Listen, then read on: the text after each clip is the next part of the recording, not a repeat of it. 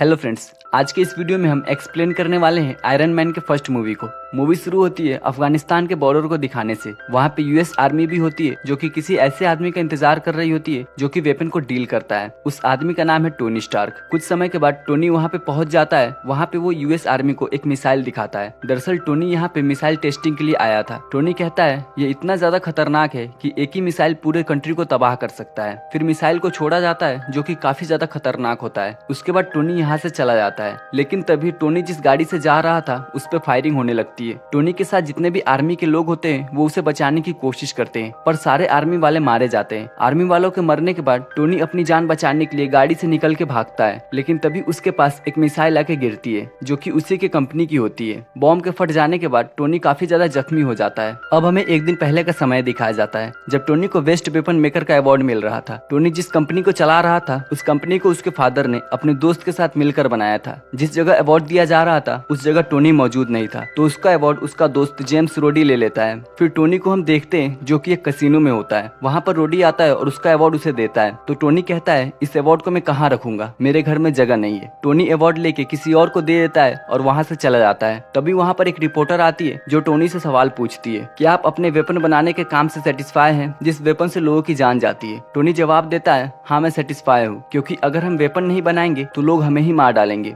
उसके बाद रिपोर्टर और टोनी एक रूम में जाते हैं और अकेले में टाइम स्पेंड करते हैं। उसके बाद पेपर टोनी को बताती है कि तुम्हारा अफगानिस्तान के लिए फ्लाइट है। तो टोनी अपने दोस्त रोडी के साथ प्राइवेट जेट से अफगानिस्तान आ जाता है। इसके बाद कहानी प्रेजेंट टाइम की दिखाई जाती है। वो बेहोश होता है और बैटरी से कनेक्टेड होता है। वो जब होश में आता है तो अपनी ऐसी हालत देखकर घबरा जाता है। वहाँ पे उसके साथ एक आदमी होता है। टोनी उससे पूछता है ये मेरे साथ क्या हो रहा है। तब वो आदमी टोनी को बताता है कि जब वो बॉम्ब एक्सप्लोड हुआ तब उसके कई पीसेस तुम्हारे बॉडी के अंदर चले गए और वो इतने छोटे थे कि हम उसे बाहर नहीं निकाल पाए। तो उसका एक ही उपाय था कि उन पीसेस को तुम्हारे दिल के पास जाने से रोके। इसी वजह से हम ये इलेक्ट्रोमैग्नेटिक रेज यूज कर रहे हैं, तो तुम्हें अब घबराने की कोई जरूरत नहीं। तभी हमें पता चलता है कि टोनी को टेररिस्ट ने किडनैप किया है। वहाँ पे टेररिस्ट का लीडर आता है। वो टोनी को कहता है तुम्हें पता है हमने तुम्हें क्यों किडनैप किया है। उन्होंने टोनी को वही सेम मिसाइल बनाने के लिए किडनैप किया था जो उसने यूएस आर्मी के लिए बनाया था। वो कहता है जैसे ही तुम मुझे मिसाइल बना के दोगे मैं तुम्हें छोड़ दूंगा। टोनी मिसाइल बनाने से मना करता है तो उसके साथ खड़ा आदमी कहता है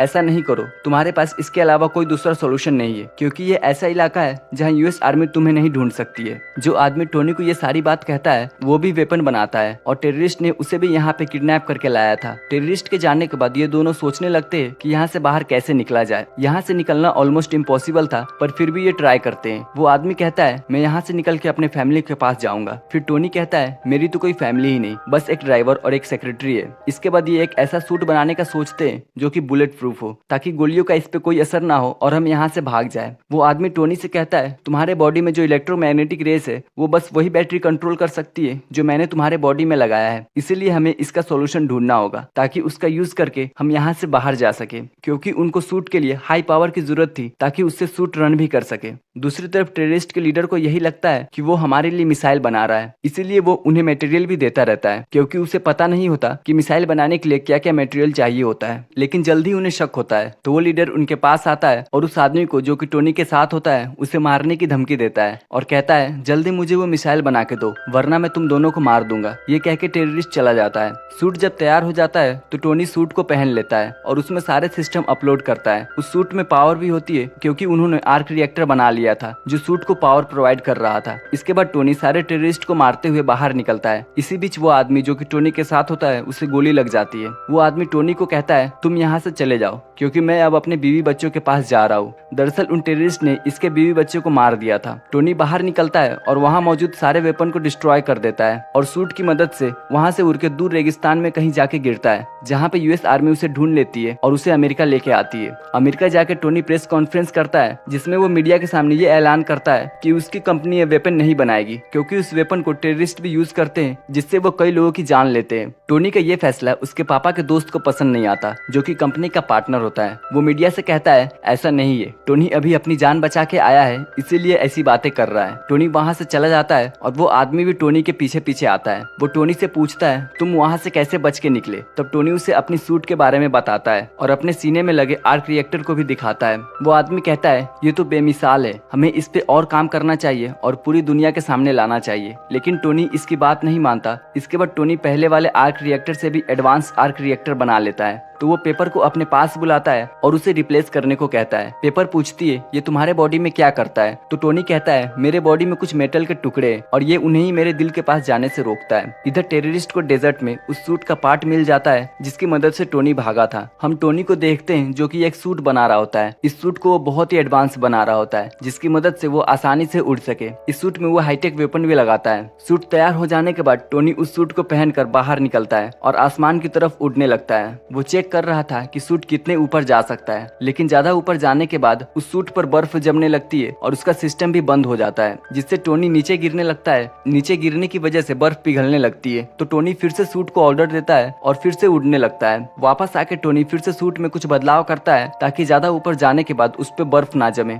इसके बाद टोनी एक पार्टी में जाता है जहाँ वही रिपोर्टर फिर से टोनी के पास आती है और उसे कुछ फोटोज दिखाती है। ये फोटो मिसाइल्स की होती है। जो मिसाइल्स तुमने बनाना बंद कर दिया वो टेररिस्ट को अब भी प्रोवाइड की जा रही है, पर मुझे नहीं पता ये तुम्हारे परमिशन से हो रहा है या किसी और के। टोनी को यहाँ पे काफी ज्यादा गुस्सा आता है और उसे शक होता है कि ये काम शायद उसके फादर के दोस्त ने किया होगा। वो उसके पास जाता है और पूछता है क्या तुमने ये मिसाइल टेररिस्ट को दिया? तो वो आदमी कहता है हाँ मैंने ही दिया, क्योंकि मुझे ऐसा करना पड़ा। घर आके टोनी अपने सूट को काफी एडवांस बना लेता है। उसमें उसने कई वेपन्स भी फिट कर दिए थे। टोनी उस सूट को पहनकर अफगानिस्तान जाता है और वहाँ के सारे टेररिस्ट को मार देता है और सारे वेपन्स को डिस्ट्रॉय कर देता है। लेकिन इससे वहाँ की आर्मी को पता चल जाता है कि यहाँ पर कई एक्सप्लोजन हुआ है। इसके बाद टोनी अपने दोस्त जनरल रोड्स को फोन करता है और बता देता है कि ये एक्सप्लोजन मैंने ही किया है। इसके बाद रोडी इस मैटर को संभाल लेता है। जब ओबिडैन को ये पता चलता है तो उसे बहुत ही हैरानी होती है कि ऐसा अटैक करके कोई कैसे गायब हो सकता है। तो वो अफगानिस्तान जाता है और वहाँ के टेररिस्ट से बात करता है। यहाँ हमें पता चल जाता है कि टेररिस्ट ने टोनी को ओबिडैन के कहने पर ही किडनैप किया था। वो वहाँ के सारे टेररिस्ट को मार के टोनी के पहले वाले सूट को अपने साथ ले आता है। टोनी पेपर को ओबिडैन के ऑफिस भेजता है उसके कंप्यूटर से सारे इन्फॉर्मेशन निकाल के ले आने के लिए। पेपर सारे इन्फॉर्मेशन कॉपी करने लगती है। यहीं पे उसे पता चल जाता है कि इसी ने टोनी को किडनैप करवाया था, क्योंकि वो कंपनी को हड़पना चाहता था। तभी वहाँ पर ओबिडैन आ जाता है, जिसे देख के पेपर डर जाती है, पर ओबिडैन को कुछ पता नहीं चलता और पेपर वहाँ से चली जाती है। पेपर के जाने के बाद ओबिडैन को पता चल जाता है कि पेपर ने उसके कंपनी से सारी फाइल्स कॉपी कर ली है। वहाँ से जाते वक्त पेपर को एजेंट कॉल्सन मिलता है। पेपर उसे कहती है हम अभी बात करेंगे, और दोनों यहाँ से चले जाते हैं। ओबिडैन ने कुछ साइंटिस्ट को हायर किया हुआ था टोनी की तरह आर्क रिएक्टर बनाने के लिए, पर वो इसे नहीं बना पाते। इसीलिए वो टोनी के घर जाता है और उसके बॉडी को सुन करके आर्क रिएक्टर उसके चेस्ट से निकाल लेता है और यहाँ से चला जाता है। टोनी बिना आर्क रिएक्टर के ज्यादा देर तक जिंदा नहीं रहने वाला था। तभी उसे याद आता है अपने पुराने आर्क रिएक्टर के बारे में। इधर पेपर एजेंट कोल्सन के साथ मिलकर ओबिडैन को गिरफ्तार करने जा रही थी। वो रोडी को फोन करके टोनी के पास जाने को कहती है, क्योंकि टोनी का फोन नहीं लग रहा था। रोडी जब टोनी के पास आता है तो देखता है कि वो नीचे लेटा होता है। वो उसे उठाता है और आर्क रिएक्टर को टोनी के चेस्ट में लगा देता है। फिर टोनी अपना सूट पहनता है और यहाँ से ओबिडैन को पकड़ने जाता है। ओबिडैन ने अपने लिए एक बड़ा सा सूट बना लिया था जिसका नाम उसने आयरन मॉन्गर रखा था।